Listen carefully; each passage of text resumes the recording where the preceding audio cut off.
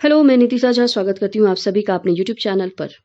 एक सच्ची देशभक्ति और राष्ट्र प्रेम के लिए बलिदान की ढेरों कहानियों का उल्लेख इतिहास में देखने को मिलता है और आपने उनमें से बहुत सारी कहानियां पढ़ी भी होंगी। आज मैं आपके लिए लेकर के आई हूँ राजस्थान की एक वीरांगना की अद्भुत कहानी। हम बात कर रहे हैं मेवाड़ की वीरांगना हारी रानी की, जिन्होंने मातृभूमि की रक्षा के लिए और अपने पति के जीत के लिए ऐसा बलिदान दिया जिसे देना तो दूर, सोचने पर भी रोंगटे खड़े हो जाते हैं। आइए जानते हैं हारी रानी की वीर गाथा। हारी रानी बूंदी के हाड़ा शासक की बेटी थी, जिनका विवाह मेवाड़ के सलुंबर ठिकाने के सरदार राव रतन सिंह चुरावत से हुआ था। हारी रानी के विवाह का अभी सिर्फ एक सप्ताह ही हुआ था, तो जाहिर है उनके हाथों की मेहंदी भी अभी नहीं छूटी थी। सुबह का समय था, तभी एक दूत का आगमन हुआ। वह दूत था शार्दुल, जो रतन सिंह का मित्र भी था। राव रतन सिंह दूत से मिलते हैं और उससे पूछते हैं, तुम यहाँ सुबह सुबह कैसे? उसने कहा, मैं राणा का पत्र लेकर आया हूँ। शार्दुल काफी गंभीर था और उसे बहुत बुरा लग रहा था, क्योंकि उसे पता था कि रतन सिंह की अभी अभी शादी हुई है और दोनों पति पत्नी ने अभी एक दूसरे को ठीक से जाना भी नहीं है। तो मैं कैसे कहूँ कि मैं युद्ध पर जाने का पैगाम लेकर आया हूँ। पत्र में युद्ध पर जाने का आदेश था, औरंगजेब की सेना को रोकने का आदेश था।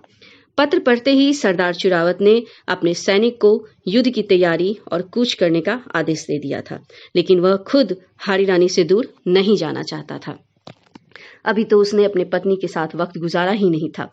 एक राजपूत युद्ध भूमि में अपने शीश का मोह त्याग कर उतरता है और जरूरत पड़ने पर सिर काटने से पीछे भी नहीं हटता है।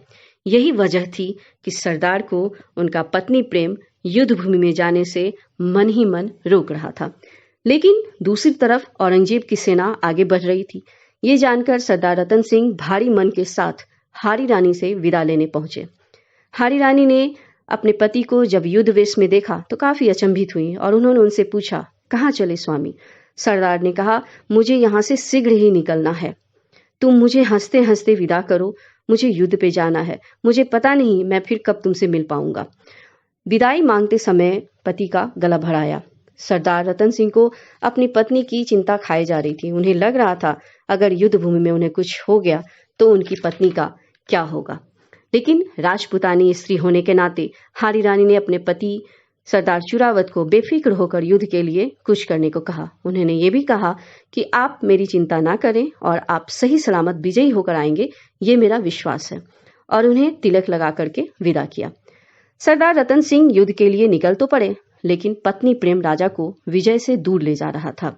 वह इस बात से व्याकुल थे कि वे अपनी पत्नी को कोई सुख नहीं दे पाए, इसलिए कहीं उनकी पत्नी उनको भुला न दे। तो उन्होंने आधे मार्ग से अपने एक विश्वस्त सैनिक को एक पत्र के साथ पत्नी के पास भेजा। उस पत्र में लिखा था, मुझे भूलना मत, मैं जरूर आऊंगा। रानी ने संदेशवाहक को आश्वस्त करके उसे वापस भेज दिया। फिर दूसरे दिन भी यही बात हुई।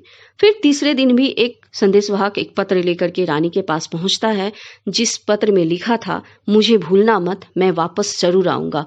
तब तक तुम्हें याद करने के लिए अपनी कोई एक अनमोल निशानी मुझे दूध के हाथों भिजवा दो, जिससे मेरा मन हल्का हो जाएगा। ये पत्र देख करके हारी रानी चिंता में पड़ गई। वह सोचने लगी, अगर उनके पति इस तरह से पत्नी मोह से घिरे रहेंगे तो शत्रुओं से कैसे लड़ेंगे और अपनी मातृभूमि की रक्षा कैसे करेंगे। फिर उन्होंने कुछ निश्चय किया और दूत को कहा, मैं तुम्हें अपनी अंतिम निशानी दे रही हूँ, इसे तुम स्वर्ण थाल में सजाकर सुंदर वस्त्र से ढककर अपने वीर सरदार को दे देना, और ध्यान रखना कि उनके सिवा कोई इसे और ना देखे, और मेरा ये पत्र भी उन्हें दे देना, जिस पत्र में लिखा था, प्रिय, मैं तुम्हें अपने अंतिम निशानी भेज रही हूँ, तुम्हारे मोह के सभी बंधन को काट रही हूँ, अब बेफिक्र होकर के अपने कर्तव्य का पालन करें।